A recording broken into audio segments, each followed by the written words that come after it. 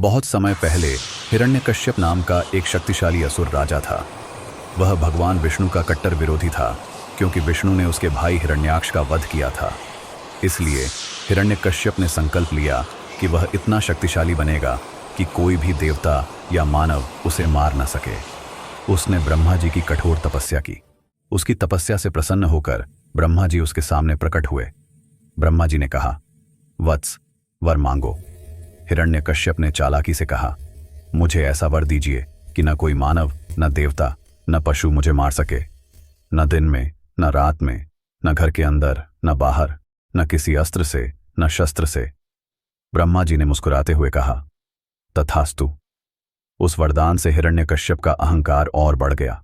उसने स्वयं को भगवान मानना शुरू कर दिया। उसने पूरे राज्य में आदेश दिया कि सब लोग उसी की पूजा करें। जो कोई भगवान विष्णु का नाम लेता उसे वह कठोर दंड देता। लेकिन उसका अपना पुत्र प्रहलाद भगवान विष्णु का अनन्य भक्त था। प्रहलाद हर समय ओम नमो भगवते वासुदेवाय नमः जप करता रहता। यह देखकर हिरण्यकश्यप क्रोधित हो उठता। उसने प्रहलाद को समझाने की बहुत कोशिश की, मेरे पुत्र, विष्णु कोई भगवान नहीं, मैं ही सर्वशक्तिमान हूं।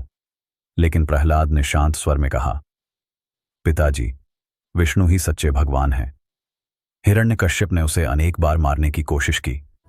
कभी हाथियों के नीचे डाल दिया, कभी जहरीले नागों में फेंक दिया, कभी पहाड़ से गिरवा दिया।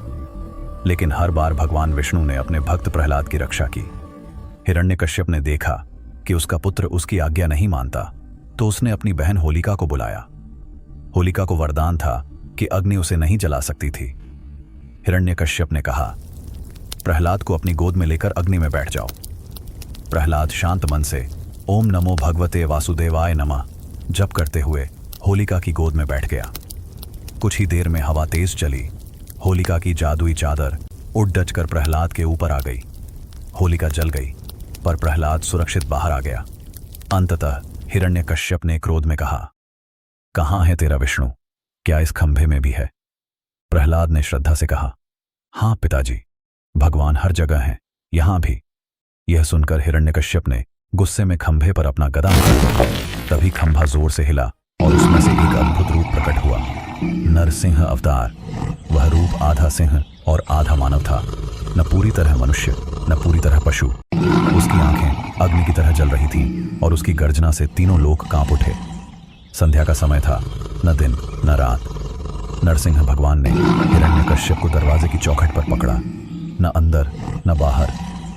उन्होंने अपने तेज नाखूनों से उसे फाड़ डाला, न अस्त्र न शस्त्र। इस प्रकार भगवान ने ब्रह्मा जी के वरदान की शर्तों को तोड़े बिना धर्म की रक्षा की। प्रहलाद भगवान के चरणों में झुककर बोले, आप ही मेरे रक्षक हैं।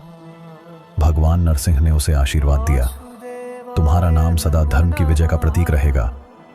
और फिर वे शांत होकर अपने दिव्य लोक को लौट गए। इस कथा से यही सीख मिलती है, धर्म चाहे कितनी भी परीक्षा ले, अंत में सत्य और भक्ति की ही विजय होती है। चैनल को सब्सक्राइब करना ना भूलें।